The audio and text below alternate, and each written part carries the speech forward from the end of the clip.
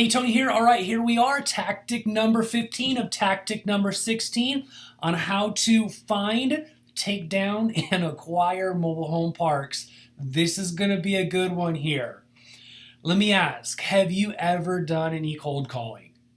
It is awkward, but highly successful. This is where the law of numbers come into hand, and oh my goodness, I've got stories for days on talking to sweet little old grandmas or pissed off, angry old men that literally hang up on you. So, cold calling and connecting with owners, this is one of, if not, probably one of the best strategies out there. This in yellow letters is huge, and your secret spreadsheets that we've got some good stuff coming up in tactic number 16 as well.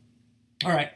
When I first started, I wasn't extremely huge on systems. What this is, it's a bit hard to see here, but I took a screenshot image of it, and I literally took the Avery peel and stick letters and the labels, I should say, and had states in manila folders. So what I do is I'd call on a park, and then I'd have my 5 or 6 questions. Hey, have you ever thought about selling? And we're going to get into my templates and my scripts here in a few minutes, but I didn't have a really good way of tracking and follow up. So I kind of wanted to share with you some of my pitfalls, what I learned, what I do differently, and what I refine as well.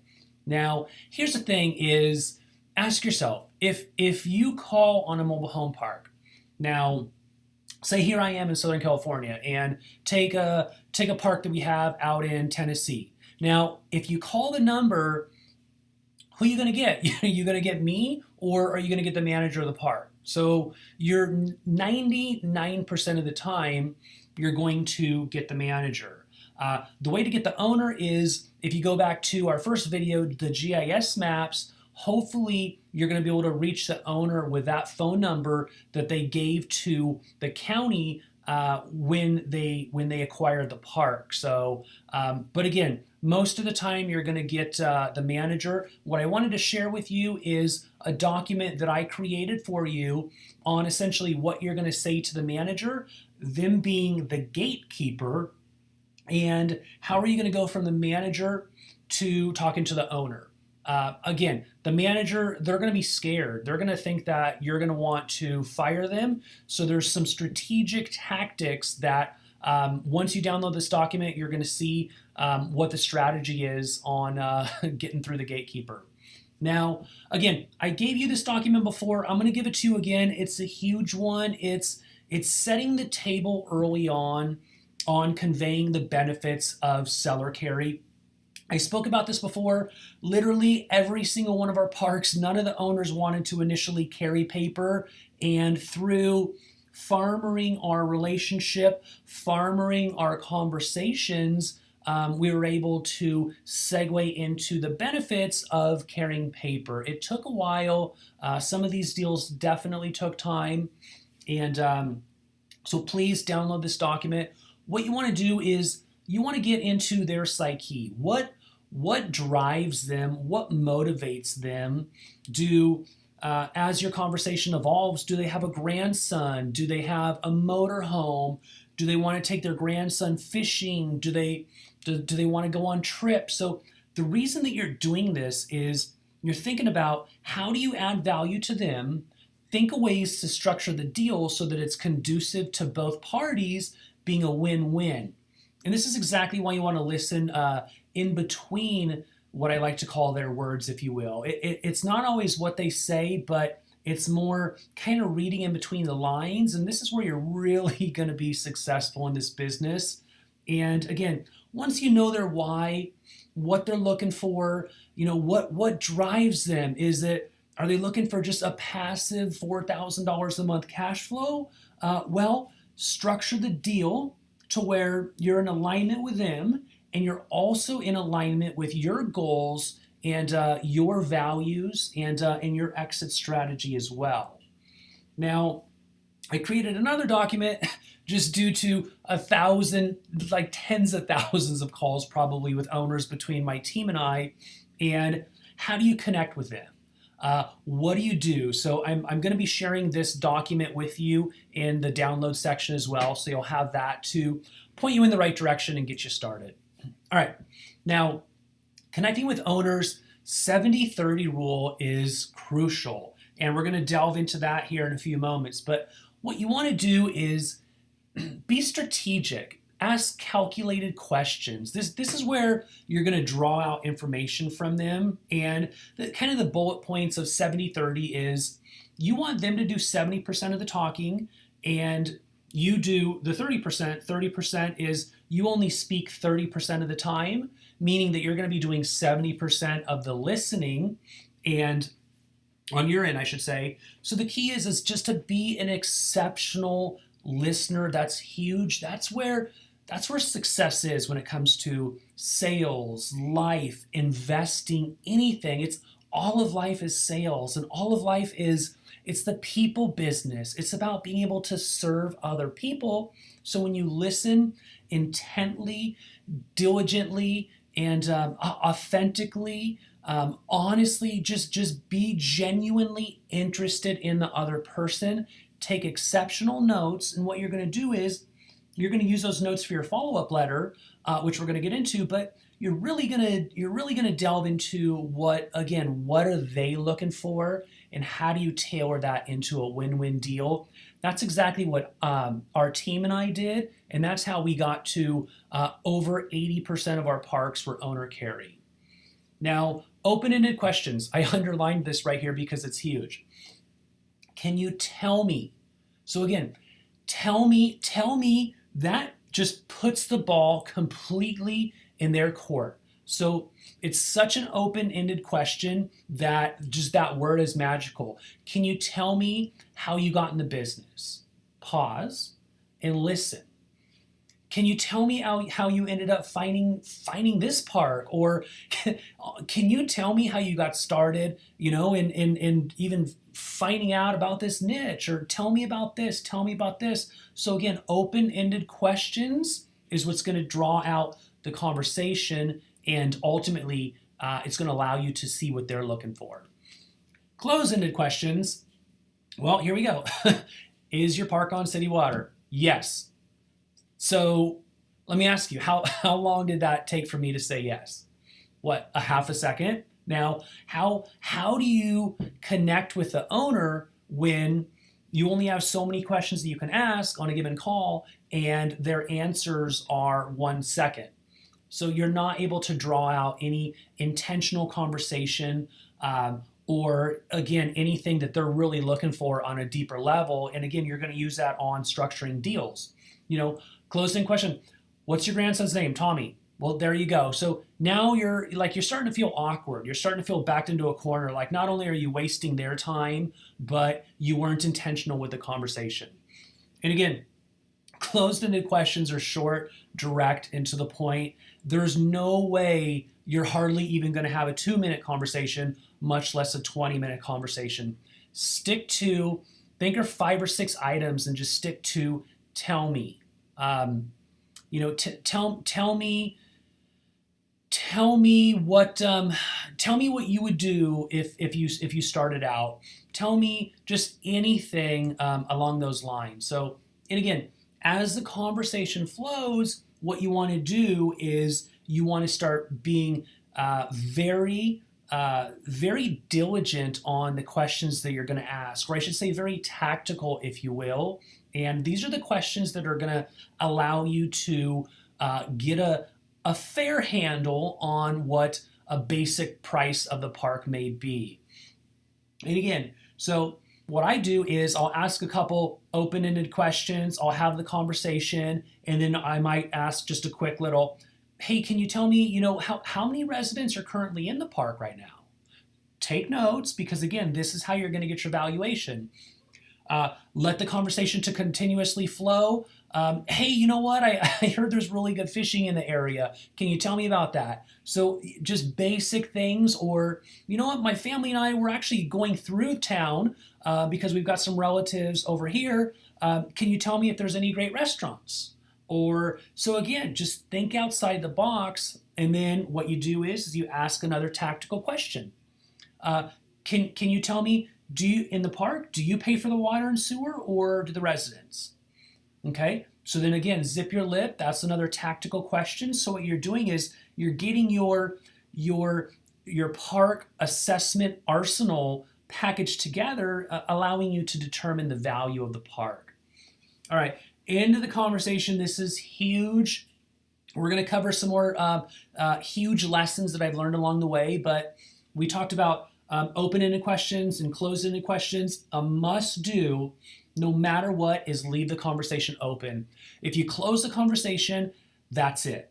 It's just going to be difficult to reconnect with the owner. So even if it is a 2 or 3 minute phone call conversation, you weren't able to do a 20 or 30 minute, all good, but leave it as, would you mind, Henry, or would you mind, Sally, if I called you back in a few weeks or a few months or during Christmas or the New Year? And again, your success in life and everything else is being able to have people know, like, and trust you and believe that you're committed. So what you want to do is make sure that you set an alert, set a timer. If you tell somebody that you're going to do something, do it.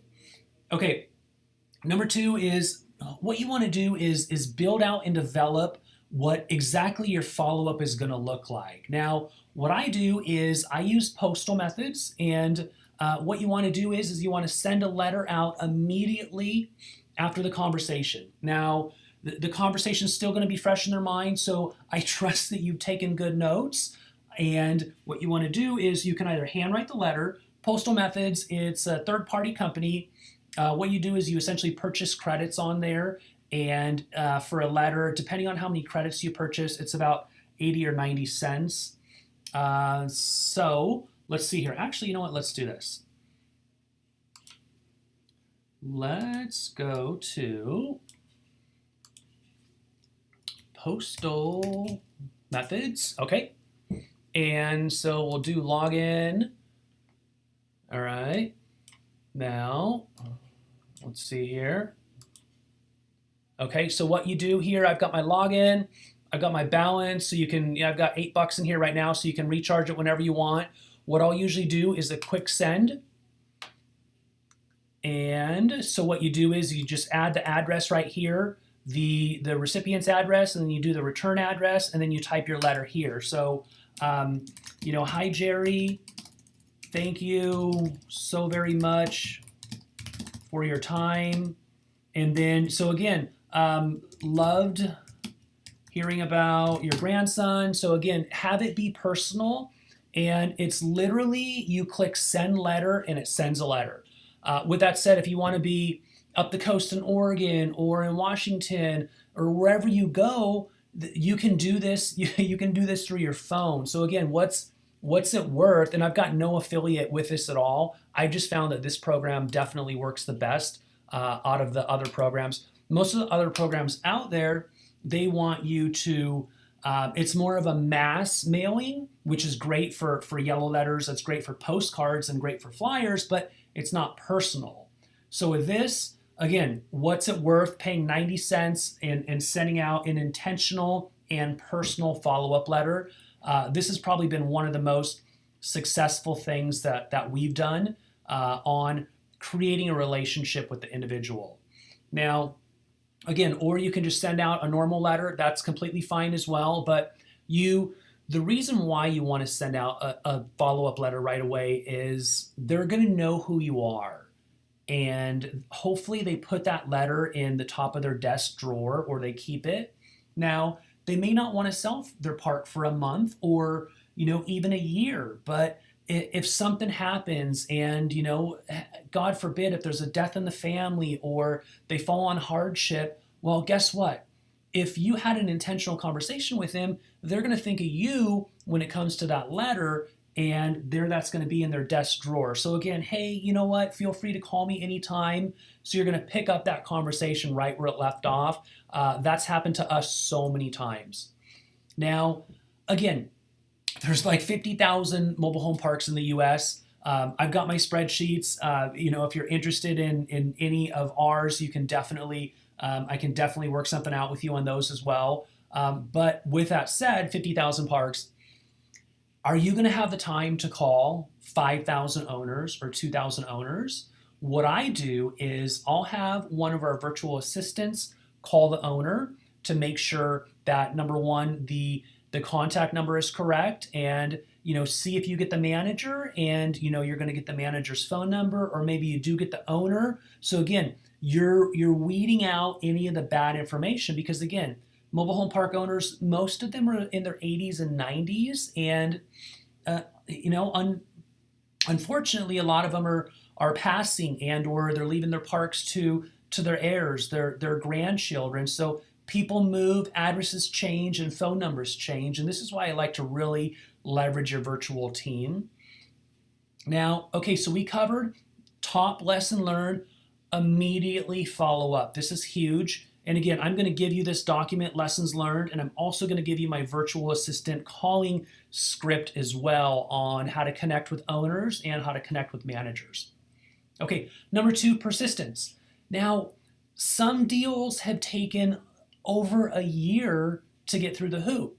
But here's the thing is, say you're talking to 50 or 100 owners, well, how many parks do you really want? I mean, if you want 2 or 3 parks, if you're talking to 100 owners, it's a pretty high likelihood that 3% of those owners, if you do it correctly, are ultimately going to want to sell. So we've been faced with the opposite, to where we had so many deals in the pipeline, and this is exactly by utilizing the 16 tactics, that we had to find another system on how to definitely assess the parks, just because there were so many coming in. So, but the key is just getting back on track, is being persistent. Think of it as a long term. Think of it as a relationship, and don't get discouraged. Again, you talk to an owner, hey, can I call you back in 2 months? So there goes 2 months. So again, persistent, consistent action is the fastest way to success on creating a relationship with owners. All right, this is a really good one, I should say. Never, never, never tell them the first offer. Let's just say that you already know the value of the park for the most part. You know, maybe it's valued at $500,000. Well, who's to say that? Well, and be mindful that maybe they bought the park in 1965 for $40,000, where the value of it's $500,000, and they may be happy as can be to sell it for $250,000. So you kind of see where I'm going with that. You don't want to back yourself into a corner when it comes to the offer. When you're talking to them, they're definitely going to say to you pretty much almost every time, I've been speaking to someone else, and hey, tell me, how much are you going to pay me for my park? Or, I want $1 million. I've talked to 1,000 owners that like this, I don't know what it is with that number, but they think their park's worth $1 million. So you want to get a basis of what they're looking for. And again, what you do is let them know that, hey, Sam, totally get it. Let me do this. Let me grab, the necessary information, and give me a few days. I want to take a moment to assess the park and reach out to them, follow up to them, and that's essentially your next step on getting in alignment with them. And again, this takes time. I've probably spoken to hundreds upon hundreds of owners where we just couldn't make the deal work due to lack of alignment in price. So there's a couple different strategies that I'll be sharing with you as well on how to bridge the gap. Number 4 is never quit. Again, we talk about this all the time. Just don't quit, don't stop. Keep your foot on the gas and just stay tenacious, stay persistent. Again, it's number 1 about relationships, and just as importantly, it's about timing. Now, say other people are mailing postcards, other people are doing yellow letters, that's okay. Now, if you're the person that just spoke to them a few weeks ago, but somebody else sent a postcard 6 months ago, well, their timing, they're going to have your conversation that's going to be fresher in their mind. And again, this takes time. Don't be discouraged. I get it. I was frustrated at the beginning. I spoke to one of my mentors, and I said, hey, how long did it take you to buy your first park? And he said almost a year. Now, Again, I was able to find a deal within, I'd say, about 60 days, but you have to be persistent. That's probably one of the biggest secrets, and just not quitting. Who cares about failing? Who cares if people hang up on you?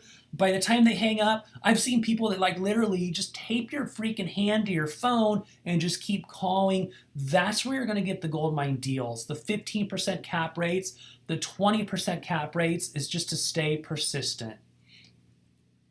All right, this is a really good one. Number 5, calling on the right size park. So I can't tell you how many times on my personal spreadsheets I literally just deleted all of the 3-space parks. Now, yes, there's like a lot of 3-space, 6-space, 7-space mobile home parks out there in the US. And what I found is just due to the water, the overhead, the expenses, the trash, just the operational costs, it's really hard to make the numbers work on anything less than a 15-space park. I'd say a 15-space park is pretty much almost too small.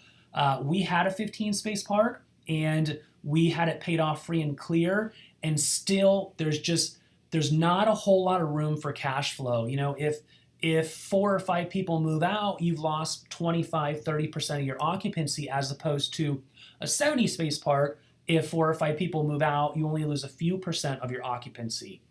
And again, one of the things that call it just a huge paradigm shift is there's nothing different from a 15-space park to a 30, a 40, or a 50-space park.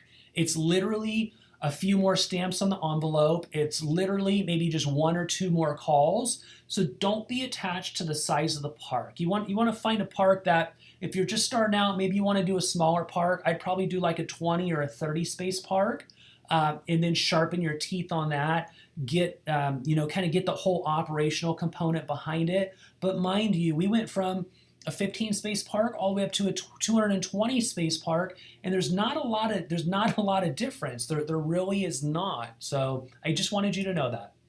Okay, and again, huge lesson learned is there's a market premium, if you will. How and why, I don't know, but what I found out is a lot of the parks, 70, 75 spaces and over, they've got more sophisticated owners. So when you go on the GIS maps and you're looking at the parks and you're pulling up the owner information, you're going to find a lot of LLCs and you're going to find a lot of corporations, meaning that they've got more layers built in and it's a bit more difficult to get a hold of them.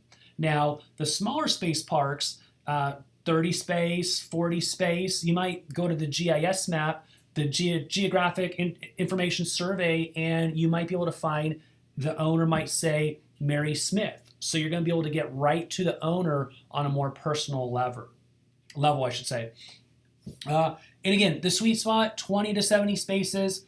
I really don't even hardly look at the 100+ deals. You get a lot of the institutional investors, and I really don't look at any deals under 20 spaces, just simply because it's difficult to make the numbers work as well. Okay, number 6, again, we spoke about this. Turn a 15-minute call into a 1-hour call. Start with, turning a 2-minute call into a 15-minute call, and just build on that. Stick to the 70-30 rule. Let the owners do the talking.